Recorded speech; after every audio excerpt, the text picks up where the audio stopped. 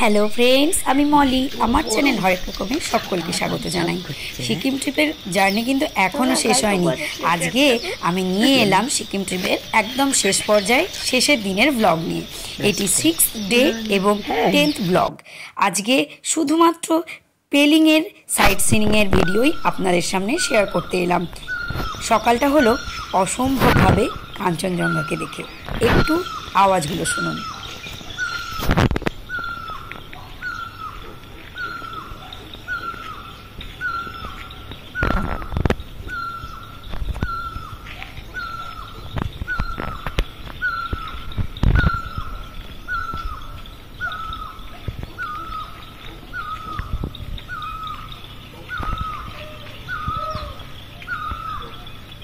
এর থেকে সুন্দর সকাল বোধহয় আর কিছু হয় না।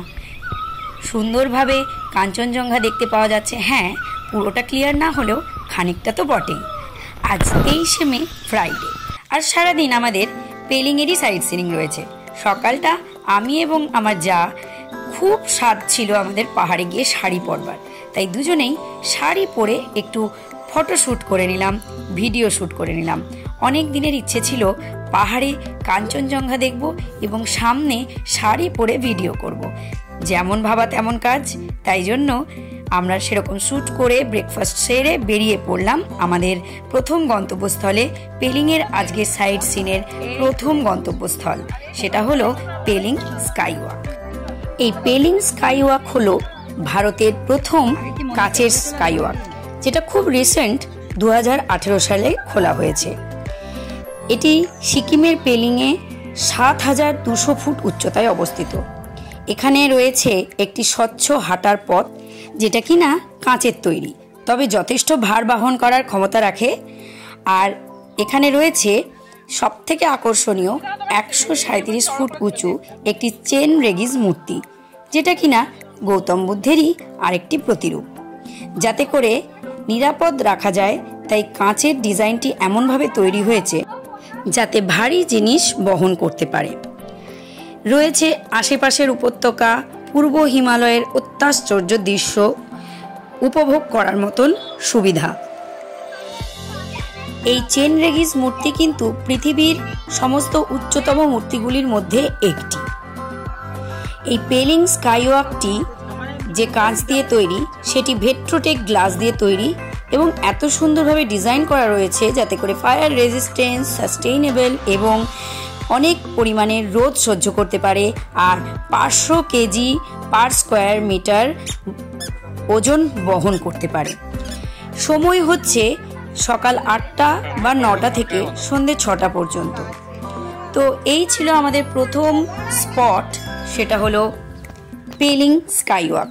তবে ওয়েদারটা খুব একটা ভালো ছিল না, দেখে বুঝতেই পারছেন।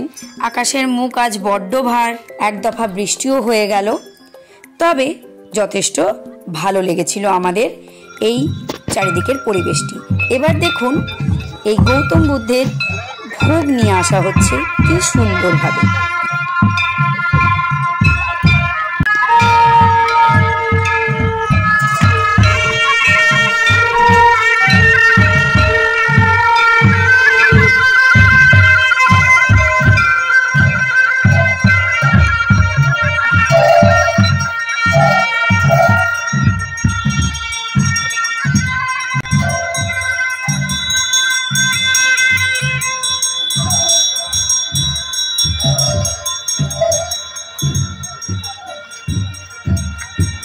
দারুণ সুন্দর একটা জিনিসের আজ আমরা সাক্ষী হয়ে থাকতে পারলাম। এরপর পেলিংয়ের সাইট সিনের আমাদের দ্বিতীয় গন্তব্যস্থল হলো অরেঞ্জ গার্ডেন, যেটা কিনা রিম্বি কমলা বাগান নামেও পরিচিত। সকাল 9টা থেকে 5টা অবধি সময়। এটি পেলিংয়ের কাছে অবস্থিত একটি বাগান, যা তার লেবু বাগান মানে কমলা লেবুর বাগান হিসেবেই পরিচিত। নদীর ধারে, রিম্বি নদীর ধারে গড়ে উঠেছে এই বাগান। অসম্ভব সুন্দর একটি জায়গা। তবে অরেঞ্জ পাকার কিন্তু এখন সময় নয়। অক্টোবর থেকে বড় হতে শুরু করবে, নভেম্বর ডিসেম্বরে গিয়ে কিন্তু অরেঞ্জগুলো পেকে যাবে।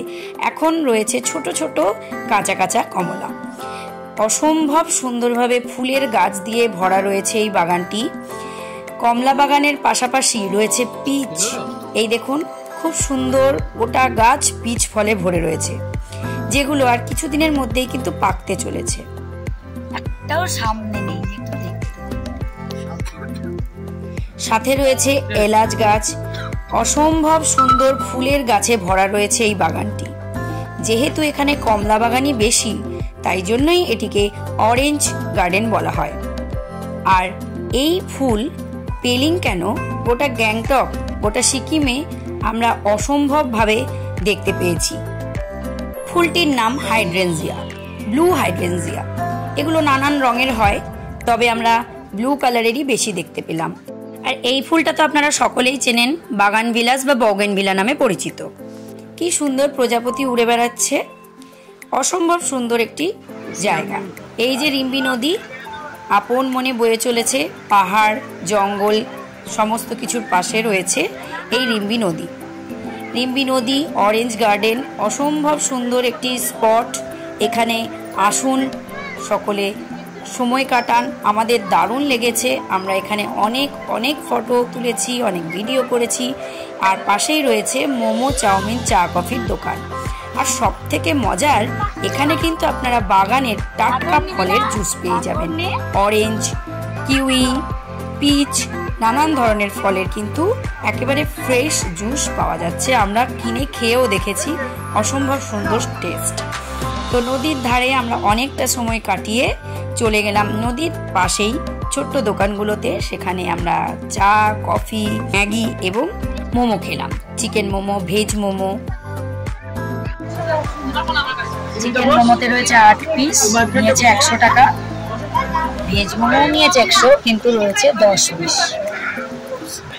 দেখুন কি সুন্দর ছোট্ট ছোট্ট অরেঞ্জে বাগান ভরে রয়েছে। এগুলো আস্তে আস্তে বড় হতে শুরু করবে এবং নভেম্বর থেকে পাকা শুরু করবে। খুবই সুন্দর অভিজ্ঞতা নিয়ে আমরা ফিরলাম। রিম্বি নদীর ধার ধরে হাঁটা, স্থানীয় খাবারের অভিজ্ঞতা লাভ, অসম্ভবভাবে উপভোগ করার পর আমরা চলে গেলাম আমাদের তৃতীয় গন্তব্য খেচুপেরি লেকে।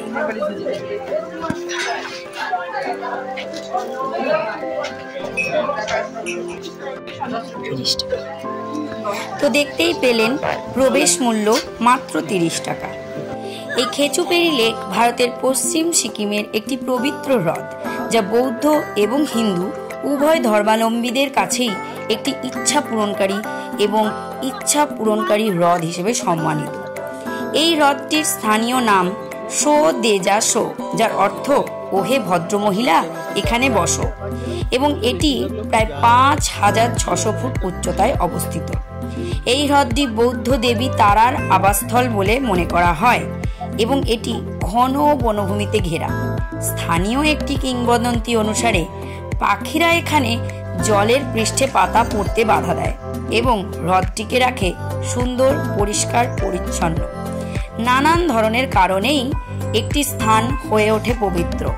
সেই পবিত্রতা বজায় রাখা আমাদেরও একটি ধর্ম।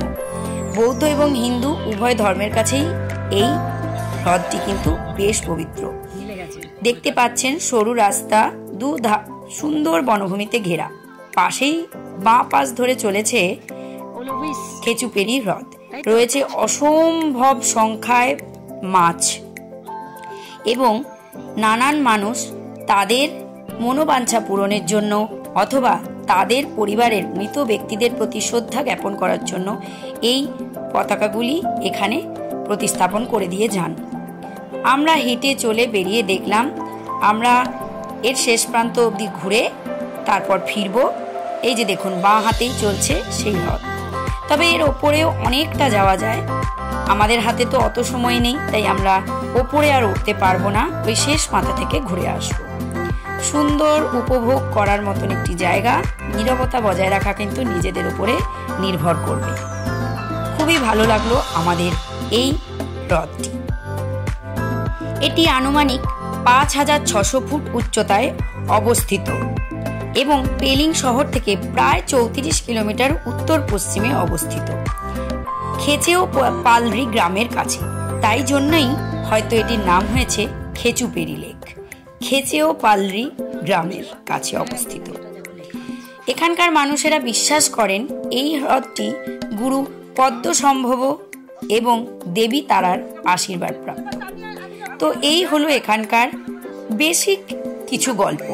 দেখুন, এই সুন্দর হচ্ছে সেই খেচুপেরি পবিত্র লেক। অনেক ধরনের প্রজাতির গাছ কিন্তু এখানে দেখতে পাওয়া যায়। অসম্ভব একটি সুন্দর জায়গা আমরা কিন্তু ঘুরে দেখলাম আজ। খেচুপেরি লেক থেকে বেরিয়ে এসেই একেবারে মুখেই রয়েছে একটি এখানকার বিখ্যাত একটি দোকান। এখানে নানা রকম খাবারের আইটেমই পাওয়া যায়, তবে যেটি সব থেকে ফেমাস সেটি হলো উডেন বেকড পিৎজা। আমরা সেখানে অর্ডার দিয়ে দিলাম পর্ক বেকড উড পিৎজা। অসম্ভব স্বাদ, না খেলে সত্যি বোঝা যায়। তো আমি দাঁড়িয়ে কিছুটা দেখলাম, বেশ ভালো লাগলো কিরকম ভাবে বেকড করছেন এনারা, এনাদের কাজ কত সুন্দর। এই ছিল পেলিংয়ের বিখ্যাত উডেন বেকড পোর্ক পিৎজা। আমরা একটা চিকেনের আর একটা পোর্কের অর্ডার দিলাম আর 2 প্লেট চাউমিন। তো এটাই ছিল আমাদের সেদিনকার লাঞ্চ, কারণ আমরা ব্রেকফাস্ট করলেও লাঞ্চ কিন্তু সারিনি। লাঞ্চ করতে করতে আমাদের বিকেল 4টা নাগাদ বেজে গেল। তারপর আমরা লাঞ্চ সেরে আমাদের সমস্ত রকম সাইট সিন সেরে একেবারে চলে এলাম পেলিংয়ের হোটেলে। সন্ধ্যে থেকে সমস্ত ব্যাগ গুছিয়ে নিয়ে আনন্দ করে আমাদের সিকিমের শেষ দিনটাকে আমরা খুব ভালোভাবে আনন্দ করে কাটালাম। ডিনার সেরে এবার আমাদের সিকিমকে টাটা করার সময় এসে গেল। এর পরের দিনই আমাদের ফেরা বাড়ির উদ্দেশ্যে। তো বন্ধুরা, আমার সমস্ত ব্লগগুলো সিকিমের আপনাদের কেমন লাগলো জানাতে কিন্তু ভুলবেন না। আর পেলিংয়ের এই হোটেলটি ভেতর থেকে আমি আপনাদের ট্যুর ব্লগ দিয়েছিলাম, বাইরে থেকে অ্যাট এ গ্ল্যান্স আপনাদের একটু দেখিয়ে দিলাম। সকলে ভালো থাকবেন, সুস্থ থাকবেন, আমার ভিডিওগুলো কিন্তু দেখতে থাকবেন, আর আপনারা যেখানে যাচ্ছেন সেখানকার ভিডিও আমাদের সাথে শেয়ার করবেন। সকলে ভালো থাকবেন, সুস্থ থাকবেন। Tata, bye bye. দেখা হবে পরের কোনো জায়গায়, পরের কোনো সুন্দর ভিডিওতে। Tata, bye bye.